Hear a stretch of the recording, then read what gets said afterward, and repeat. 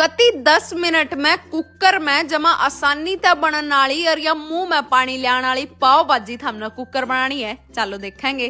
सब ते पहली एक कुकर में तेल और मक्खन की टिक्की गेर लो। थम टिंडी भी गेर सको। ई भी में जीरा, गेल लहसुन और बारीक कटे हुए गंठे गेर के ना अच्छी दाल पका लो। ई मड़े टमाटर और हरी मिर्च गेर के ना इन्हें भी पकड़ता ही छोड़ दो। ई भाई मैं उरे ये नरपा के मसाले लेने लग रही हूँ, क्योंकि इन मसाले बिना पाव भाजी में के स्वाद आवेगा। तो सबसे पहली तो हम यो पाव भाजी मसाला एक कटोरी में गाल लेंगे।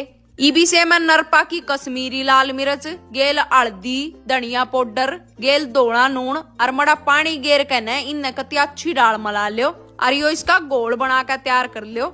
इतनी आड़ में हमारे टमाटर भी पक गए तो इमें ये मसाले गेर दो। गेले में आलू, गोभी, शिमला मिर्च, मड़ी सी गाजर, गेल चुकंदर, मड़े मटर के दाने, बैंगन और पानी गेर के न इन कती अच्छी दाल मला दो।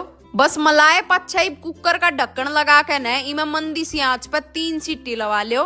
3 सीटी आए पच्छा इन सब्जियां का नुकती कचुम्बर काट देंगे और मड़ा ऐरा धनिया गेर के न या पाव भाजी हमारी तैयार होगी।